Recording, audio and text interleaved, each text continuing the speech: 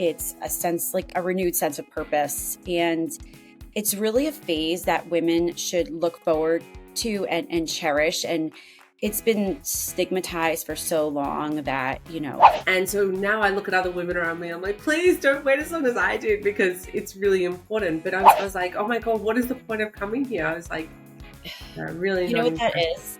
That's because they don't know what to do with it. So I've dealt my entire career with, speaking on a lot. Welcome to the Life on Purpose Over 40 podcast, where empowerment, elegance, and health take center stage. I'll be your guide on this thrilling journey to outshine your past self. This is a podcast all about transformation. We're plunging headfirst into exactly what health, wellness, style, relationships, and career look like as a woman over 40. You'll be hearing from all the most sought-after global trailblazers and experts. This isn't just about learning, it's about embracing your inner, fierce, fabulous self. Let's get started. Hi everyone, welcome back to the show. I'm really excited. I have Michele Whisperway here with us today. And this is really exciting for me because a couple of weeks ago, I actually had her partner, Kristen, on the call as well. So it's really nice to have Michele because I know that they both work in very different ways. They have Femgevity, and Femgevity is a company that helps women over 40. We're going to get into exactly what that is. And when I came across these ladies, I needed to have them on the podcast. So the fact that I get both of them for the price of one is amazing. I'm so excited. So Michele, welcome to the show. So great to have you here. Hi, Caroline. Thank you for having me here. Excited.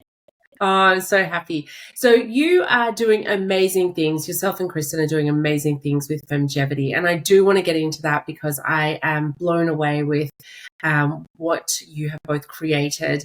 I was explaining to Kristen that my own story of going through menopause at an early age, well, not that early, but pretty early, and how difficult it has been for me to get help and get the right help. So that is why I just have to thank you both. And the fact that I hope one day you bring it to Europe for other women here in Europe as well. So thank you, because you guys are doing an amazing job. And I will get into that more.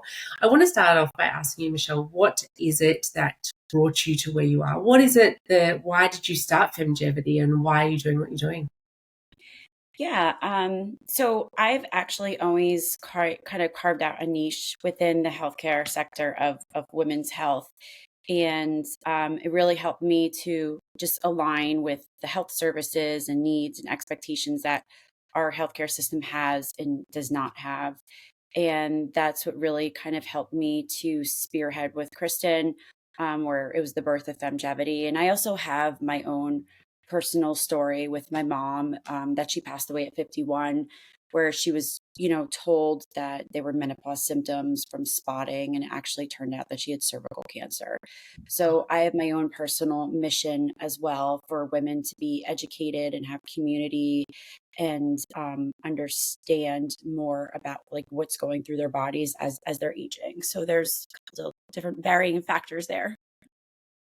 Yeah, I'm really sorry to hear that. That's terrible. And that is just knowing what I've been through for the last 6 months or last year. That is scary because it is very easy for it to be seen as just menopause symptoms. And I just had a situation. I had a lymph node this last week and a severe infection from it.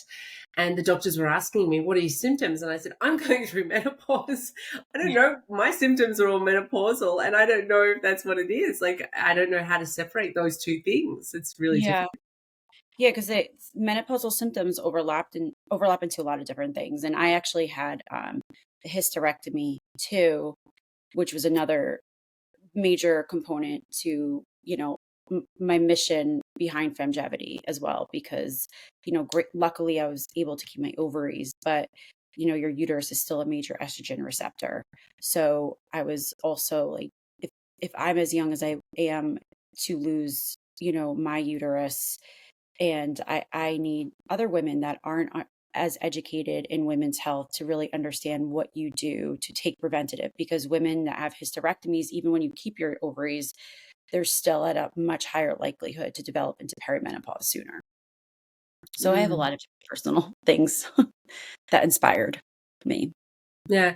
And that's why when I came across Femgevity, I was so impressed with all that you're both doing. And it makes a lot of sense because um, I think that when we talk about doctors, and that's one thing, that it's not that I'm against doctors, and there's just too much information, I think, that doctors don't cover off and don't Mhm. understand. So it makes it hard for them. But now I can really understand why Femgevity's become what it has because of your stories. Yeah. So yeah, it Yeah. makes a lot of sense. Thanks. I just want everyone that's listening. I have so many great questions to ask you, and I know that you're going to cover off a lot. And I think that a few of the key things that I want to cover off with you today is about empowerment, friendships, menopause, understanding what it is to be a woman over the age of 40, and longevity, I think. And I think the name of your business really sums up Yeah. all of that as well. And I came across something that you wrote, Michelle, and I loved this so much. I'm actually going to steal it because I loved it Oh, so much. okay. You speak about why life over 40 is an upgrade. So please tell us more about that. I absolutely love that. Yeah. So I think it's an upgrade, and 40 is a time of growth, enjoyment. It's a sense, like a renewed sense of purpose. And it's really a phase that women should look forward to and cherish. And it's been stigmatized for so long that, 40, I mean, I remember when my mom, over the hill, like, could you imagine that? That's crazy.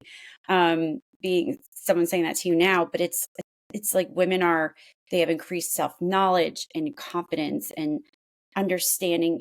I could speak for me personally, but I have a much better understanding of who I am and what I want for life, what I want from life. And, you need those good and bad experiences to just get a deeper sense of self awareness and acceptance. And you have richer relationships because with age comes more meaningful relationships and relationships that you value and family ties. And I think what's great is like you have less tolerance for just superficial draining connections, and which brings you to just life perspectives and clear understanding of really what truly matters. And I think like emotional maturity is absolutely liberating, and it kind of backs you away from societal pressures and expectations. Yeah, it's so true. I really like that. And it's funny when you said that because I think we're around the same age, and your mum being 50 to pass away, that's now I realize how young that is. I think Yeah. that when we were in our 20s, it didn't seem as young, but now it's No, yeah. extremely, Yeah. it is still extremely young. And my mum actually, so this is 34 years ago, my mum was 40 and she had my sister. And at 40, she had her child, and I had my daughter at 40, my only child. So it's really interesting to see that perspective that my mum had her last child, her fourth child at 40. She was actually told it was my best friend in primary school. I was 10 years old when my mum was pregnant. And my mum was 40 years old, pregnant with my sister. And the grandmother of my best friend said to my mum, turned to my mum and looked at her. My mum had thrown my birthday party, my 10th birthday party, like a week before my sister was due, 2 weeks beforehand, just to get prepared because my birthday was 2 weeks after my sister was due.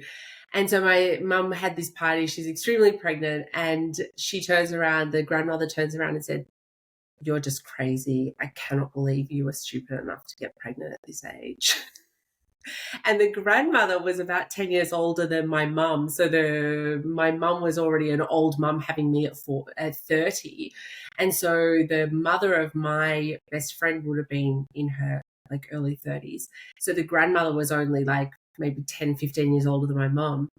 And so she was probably around 55, and she's turned around and told my mum she was stupid for getting pregnant.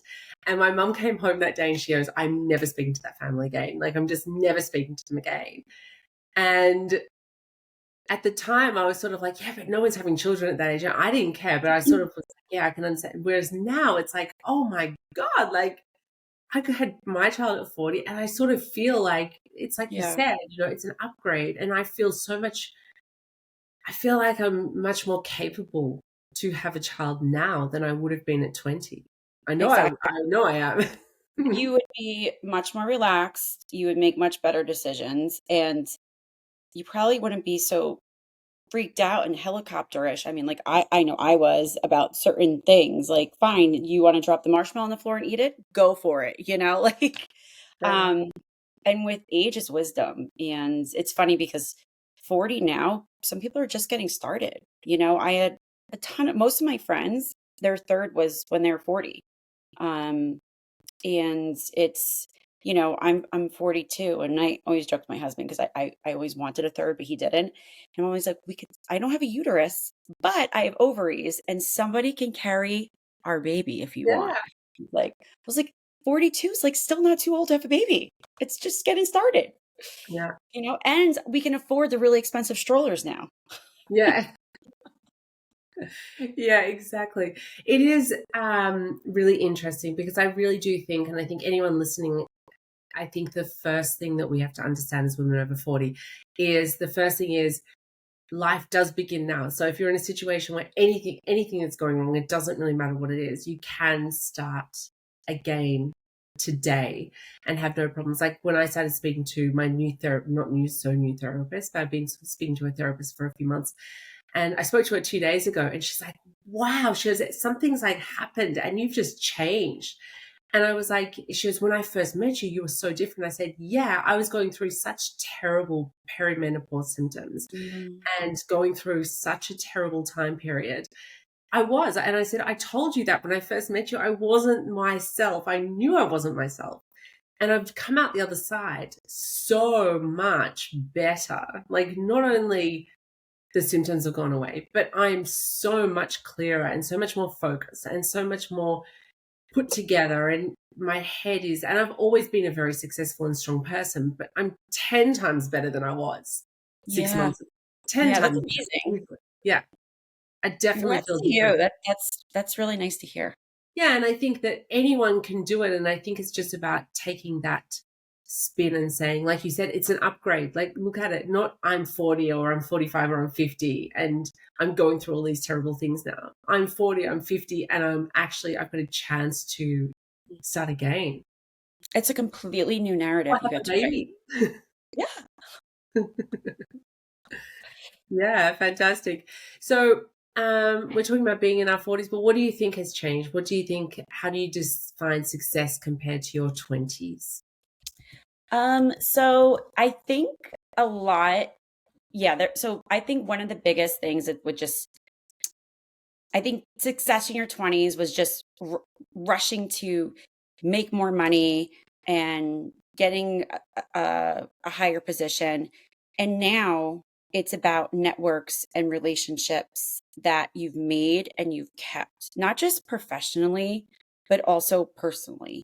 It's how you've learned to love yourself, to love others, your gratitude for life, and really how you've learned how to handle your decision making process, and how the decision making process really impacts how you handle mistakes and learn from them, and how you take those life lessons and learn from them, and why. And I think that's really what is the difference with success now for me personally compared to in my 20s. I just didn't have enough of knowledge to Yeah. ponder on, and to know the difference of right and wrong, and how to evaluate, define, and execute life and decisions. And it's true. And I think that I hear these kids now in their 20s saying, oh no, I'm 22, I'm so old. And I'm like, ha ha, I remember those days. Yeah, And you're now just a it's like, baby. yeah, exactly. And not only that, it's like, I'm not actually that old. Like sometimes my stepkids will say something like, you know about that? I'm like, girlfriend, that was around when I was your age. You're just Yeah, going through yeah, the yeah. cycle that I've already been through. Like certain songs are coming back in, certain movies. And I'm like, hey, this has all been around before. So I'm Yeah, not that old. yeah, completely, completely. And I want to know, what is a life lesson that took you the longest to learn? Oof, okay. Um, I think I would say how I've handled mistakes. Um, and I think it's hard. It's hard, you need a hard lesson to handle mistakes incorrectly, to learn to know how to handle them correctly, right? To Mm, instead of being defensive and firing off. And I think it's, how I've handled mistakes and how people handle mistakes. It's that it's been societal. And when things don't work out a certain way, you default, or I've defaulted to blaming the world or the system than myself. But when I've succeeded, or when people succeed, it's quick to give credit to themselves. yeah. But when it's, oh, my boss doesn't like me, or the test was unfair. But one thing that I've learned in is that what sets exceptional people apart from the crowd is how they handle mistakes, whether they learn from them and do better as a result. And I learned this a lot from being a founder at a femtech company in the past 2 years. And because we make mistakes every day. Sometimes we make 20, sometimes we make one. But that how you handle those mistakes is really what defines you, and how you learn. So Yeah, it's really true. lessons. And I think that that's something I've also come to that realization as well, that I look back and I'm like, oh, I actually just the last few days I keep on having these flashbacks of things that have happened in my past, and I've never really had that. And like these moments come in this really vivid way, and I'm like, oh yeah, remember that situation? Maybe I Yeah. could have handled that differently, or just even I remember that situation. Yeah, that was really crap. And I don't know why, but I've been getting these really vivid memories of past quite dramatic things that Yeah. have happened. And maybe that's a lesson in itself of me reminding myself of, yeah, there's different ways to handle things. And quite honestly, I still handle mistakes wrong. It's still, someone says something and it's very easy to be like, oh, they think I didn't do that right, or they didn't think I didn't work hard enough, or it's very hard. It's very easy to go into a dark hole and then get defensive. And that's like always been my Achilles heel with how I handle mistakes, is getting defensive. And that has been my biggest learning curve, is that how I handle my mistakes. I can't get defensive. I have to realize that, people are trying to help you. They're not always trying to attack you. Yeah. So I've paid a lot of money with my therapist from that. Yeah, but I think that there's also the opposite of that, of people thinking that just apologizing for everything is also they think, well, that's the right way to handle mistakes. That's also not the right way to handle it. No. Oh, I'm sorry, I'm sorry, I'm sorry. There is a process and there is a way to do it in a better way. But I don't think there's even a perfect way. I think there's better ways to do it, and there's ways that you can learn. I think that's the key, is that understanding people are not always there to try to go against you. Yeah. Yes. My children, I tell them I don't want to hear sorry. I just want to hear that you acknowledge what you did, and that you're going to take the steps further, forward to not do it again. Even like, with my husband, and I rather not hear an apology. Um, I rather just hear, because like, actions speak louder than words. Yeah. Just simple as that. Yeah, I don't think the word sorry always means all that much when people keep on repeating the Yeah. same mistakes and saying sorry again and again and again. Yeah. Yeah. Yeah, It's the definitely. definition of insanity. Yeah, exactly.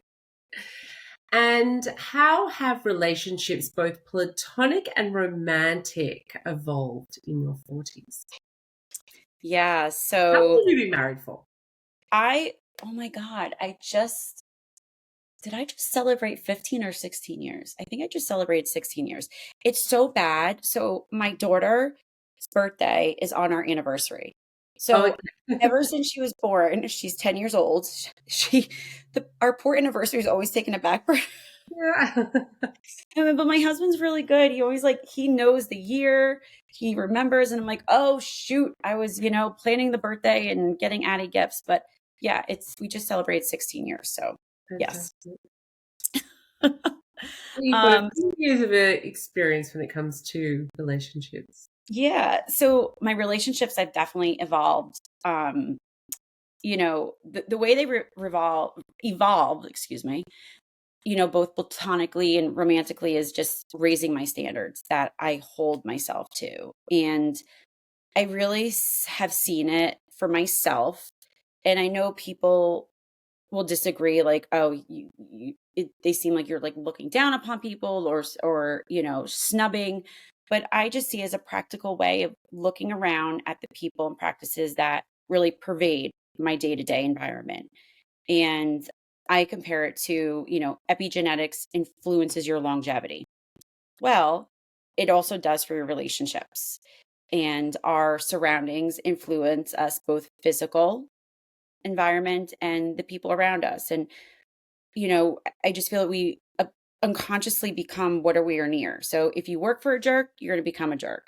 If your colleague is selfish, sooner or later, you're going to become it. And average relationship standards, they just won't get you to where you want to go. And, if you look at some of the most successful people and Peter Thiel and Elon Musk, they have, the most successful people have the higher standards for not only for others, but for themselves. So it really stands for you have to have high standards for yourself to what you want to be around with your environment. And you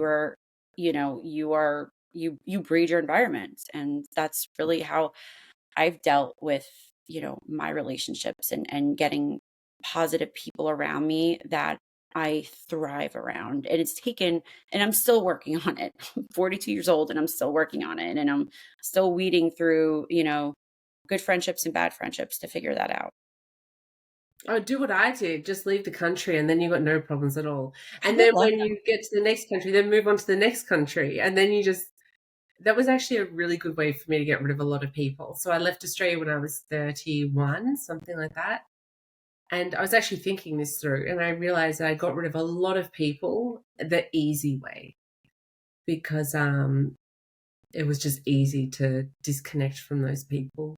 But it is harder to then keep the connection with the people that I really wanted to. So Yeah, it's interesting you say that. Because I'm actually in a move right now, like I think I said before earlier. And it's we needed a reset, a refresh. And there's been, there's a lot of like friendships that seem to be toxic, and we're like, okay, we've been wanting to move out of our town for a while, and I think this is it. This is yeah. the time. And you kind of just have to like put yourself in a different environment and get away from certain people. So it's interesting that you said that that's what you do. Yeah, I didn't do it on purpose for that reason. I did it for love originally, but I actually realized that it did. And I was thinking it before I moved. I was packing up and thinking, oh, yeah, I get to get rid of all those toxic people out of my life. And Mm. definitely worked. So it has been a good reset. Yeah, resets Let's are good. move on to talk. Sorry. Resets are good. Yeah.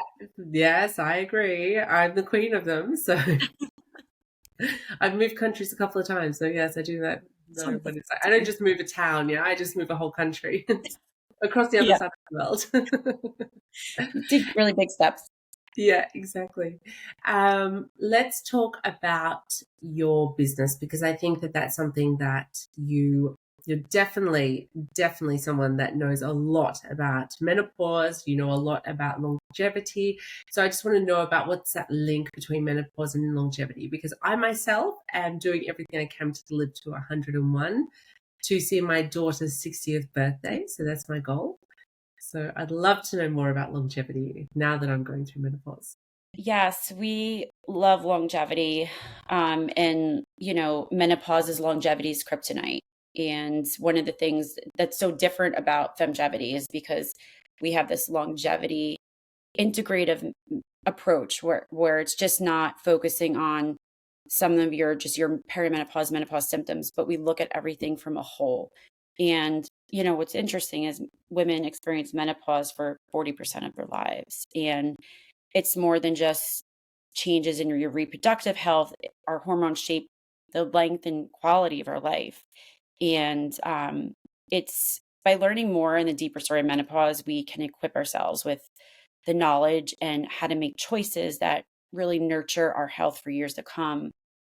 And what I wanted to just, really focus on is that our ovaries and hormones and brain have a deep connection. And, our ovaries produce the estrogen and progesterone, and they activate these hormone receptors in our body. And these healthy hormone levels are really what's crucial to your cognitive health, your bone health, your cardiovascular system, and other really essentially bodily processes, even your gut microbiome.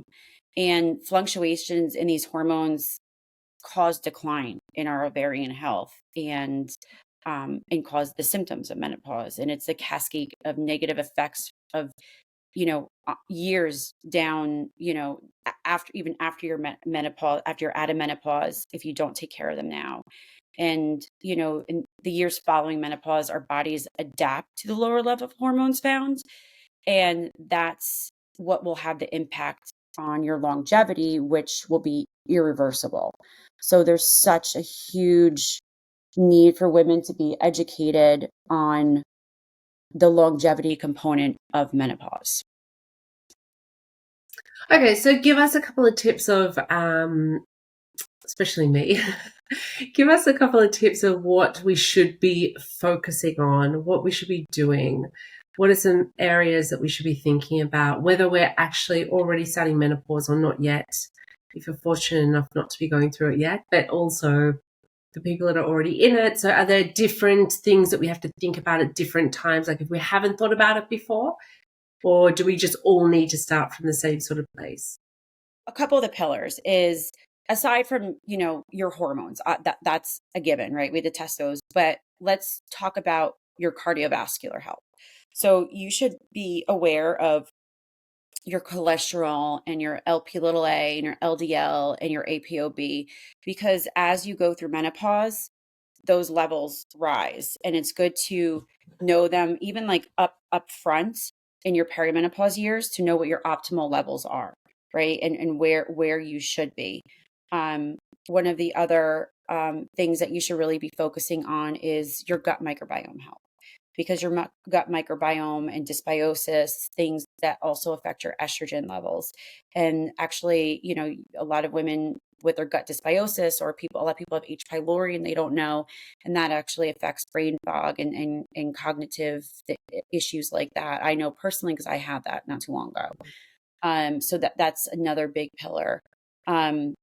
Another thing that you should really focus on too, with as far as like the longevity aspect of understanding a full component, is your micronutrient testing, and knowing that your glutathione levels, your vitamin levels, your amino acids, essentials, you should know those levels as well, and really understanding a full scope and how it all ties in with your hormone health. So it's really important for people to really focus on those.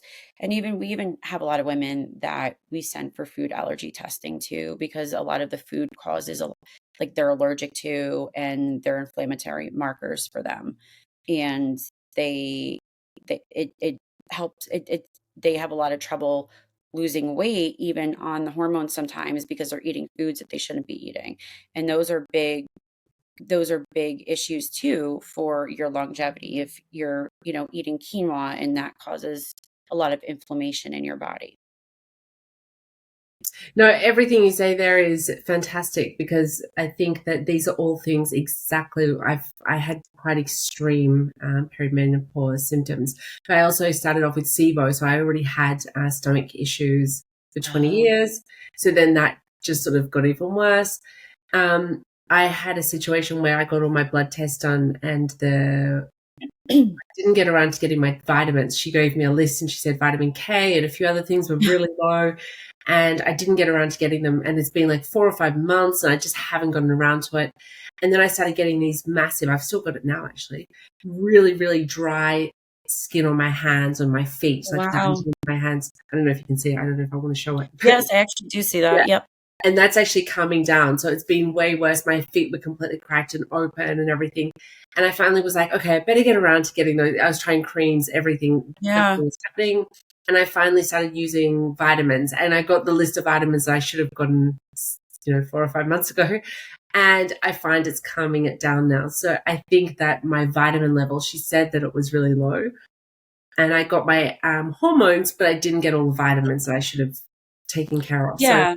I think that that's actually what's happened. So now it's like a real oh my God, my body is it is shutting down. I need to look after it.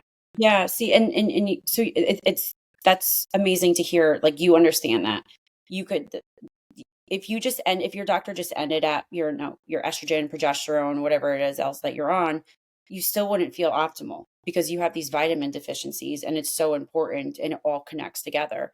I had the same exact thing where I've been very fatigued. I did a micronutrient test and my vitamin C was low, my glutathione was low, my mercury was through the roof. And then I also did a gut microbiome test because I'm like, let me figure out what's going there too. Turned out I had H. pylori, and H. pylori strips your body from all the nutrients. So that's why you have to do a full approach for Yeah. everything. It's not just your estrogen patch and your progesterone the same as everybody. That's why we're very scientific backed with, you need clinical laboratory data analysis to really properly treat people and get real results. And that's why I really wanted to have the two of you on here, for that exact reason, because I know that you're covering all these things. And I've got one of my best girlfriends, and she hasn't started her perimenopause symptoms yet, but she's a few years older than me, and I know that she's going to be going through it soon. And she's got a few things going on that I'm sort of sitting back, and she doesn't really want to take any action on anything. And they're going, oh, I know that you should be doing a few things that, she's not doing anything yet. And I think there's a lot of women out there, and I did it. I was like, no, it's not happening yet. I don't need to worry about it yet. It's not important. And it wasn't until I was actually in bed, and I've spoken about it before, that I was in bed for 3 or 4 months, really, like I'm talking, I've never had depression, but I think it was what it was, but it was from all the symptoms. It was so bad. Yeah. So I waited too long. And so now I look at other women around me, I'm like, please don't wait as long as I did, because it's really important. But I was going to say as well that one thing I did find here in the Netherlands, and the Netherlands, we do have a better system than the US, but it is insurance based. So you have to have insurance to have healthcare here, but it's by law, you have to have insurance. You can't not have it. So it's sort of like a public system, but it's paid for on a monthly basis. And it's not like in Australia, we pay for it. We do pay a small fee, so it's a public system. But in Australia, it's called a public system, but it comes out of your taxes at the end of the year. And if you earn less, then you don't pay it. It's based on how much you earn. Whereas here in the Netherlands, you just have to pay a set minimum €100 a month to have insurance. Interesting. But you can't not have it. So it's a very weird system here, because it's sort of like, it's public, but they're not going to do any of the testing that you need to get done because it's private. It's that sort of like, it's a really terrible, I think it's terrible in a lot of ways. But what I find is that every doctor I spoke to here about when I first started getting a lot of symptoms, I went to my normal GP, and I went to 2 or 3 different GPs in my clinic, and they're all saying, no, we don't do any testing. And I went to the women's clinic here, which is like a proper women's health clinic.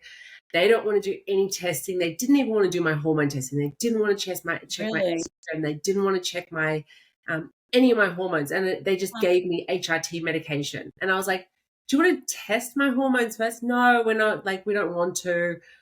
And the GP was like, no. And then I found an actual hormone specialist. She's a GP that stopped being a GP to work now as a holistic specialist for hormones. So now she comes under this like natural alternative therapy, but she's actually a GP.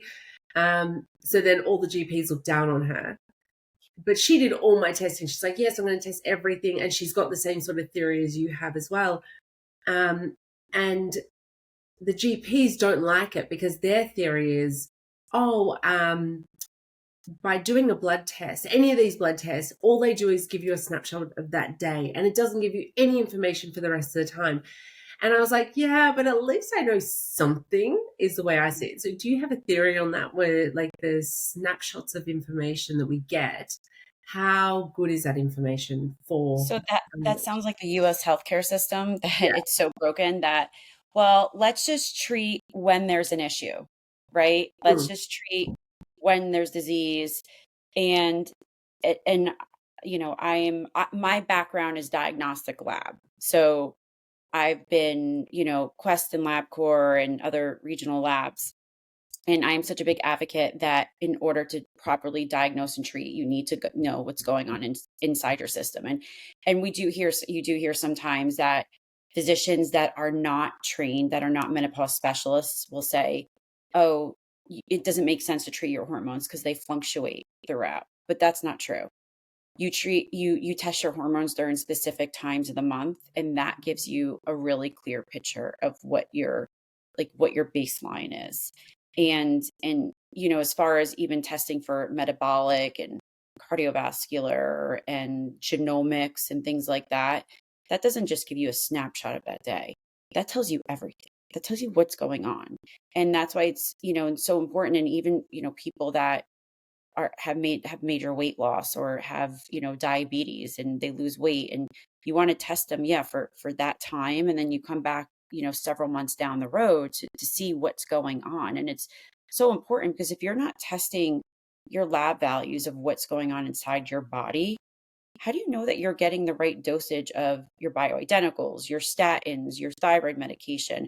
You're basically just like flying blind and, throwing a dart at the board with a blindfold over yourself. You're never going to, maybe you'll hit the bullseye. That's like hitting a lottery ticket, but that's not medicine. And that's not, you need science and data, and numbers always prevail, right? And finance and in medical, it's always, at the end of the day, it's numbers, and those are your lab values. Yeah, So that's my stance on it. No, and I completely agree. And the sad part was that I went to the women's clinic, that they specialize in hormones and women's like pregnancy and menopause, and they didn't even want to do anything. And I was just horrified. I was like, oh my God, what is the point of coming here? I was like, really You know not what that impressed. is? That's because they don't know what to do with it. A lot of doctors, so I've dealt my entire career with, you know, um, speaking on a lot of benefits of genomic and genetic testing, like even neurogenetic testing, right? To test for genes for Alzheimer's and dementia. And the doctor's like, no, I don't want to do that. It's a risk or liability. That's why doctors also, I mean, at least in the US healthcare system, I've seen it many, many times, and they don't know what to do with it. And when they don't know what to do with it, it it's like a medical liability. And the less is better, especially doctors that are in network with insurances. It's easier to just, stay the course with what the insurance guidelines are and what they'll pay for, and, see the next patient, and not have to get too deeply involved and intimate. Yeah. And it's not doctors' faults. It's the payer system, really. Yeah, exactly. And if we had someone listening and they are in a situation where they're not getting any symptoms, or they don't think that they're going through menopause at the moment, how do you think that they should start? What do you think the first thing is that they should do? I think the first thing that you should do, that really, is go to your doctor and get lab testing done to know what what your levels are, your baseline. So you have a system to track yourself. Whether you do it every 6 months, every year, that that this was your level at 38, 39, 40, and get a very comprehensive panel, so where your optimal levels are when you were feeling your best. And I think it's good to find community where you can educate yourself and what this is, how it affects you if you don't get it treated, or monitor, really not treated is the right word, but monitor it. And also have some close friends that you could talk to about it and be vulnerable, and find out, like, if your mom is still here, your aunts are still here, ask them how they went through it, because it's also very much like how your mom and your aunt and your grandma, and find out those things, because those are always really interesting. I unfortunately have no idea, and if you have it, if you can, then find out. And a note on that, because I found out the hard way. Well, not the hard way in the end, but testing what time of the month they should do it, because the normal doctor, if they do testing, they just do it whenever you go in on the day. So when should they be getting tested if they wanted to get on this? That is a great question. I don't want to answer that incorrectly because I am not on the clinician side of Yes. Femgevity, but I think our nurse practitioners advise some point after the period, but I Yeah, don't want to I don't want it's to give any of the listeners no, incorrect but it's information. something like they need to, people should find out. So let's leave it at that. That Yeah, people need to yeah. find out, because just going into the clinic, into a doctor GP, and if they say, yeah, okay, we'll just do some blood tests today then, and if it's the wrong day, then you're going to get very different results than Mhm. a certain day. So Yeah, it's something like 3 days after your period or something like that, there's a specific time that means that you're going to get a better understanding of your hormones than just any other day. Yeah, correct. we'll leave it there. So yeah, we're both not doctors, so we won't say what that is. Why do you think it's been so hard for women to be vulnerable and open about these situations? Because it's all hush hush, isn't it? We don't talk about these things. I think you're talking about it a lot in your job, but women around me aren't even talking about it that much. Yeah. I think women have just been shamed and stigmatized by getting older and aging, and it's been really publicized and showcased where, you know, an older man has an affair with a younger woman. Women have been become paralyzed and felt as though like they're kind of trapped in a cage within their own bodies, and just with society has imposed strict standards on how women should look and behave and norms and potential judgment and there's also been a big lack of open dialogue, which I think as menopause has come to like a forefront is changing big time. um I think there's a lot of internalized body image issues, especially with social media. Mm, So you see one woman that's 50, she's on social media all the time and she looks perfect. And you think that she has like absolutely no issues. She never has vaginal dryness and she has a perfect sex life with her partner. And I just think just like the personal vulnerability just to be afraid to discuss intimate details about, you know, one's body requires you to be vulnerable and it's just inherently challenging. And not everyone's an open book. And I guess lastly, I would say, women's health issues have just been historically under researched and dismissed. And I think that has led to just a lack of trust and reluctance to discuss and seek help with doctors and health coaches and talk about it with your friends. mm. Yeah.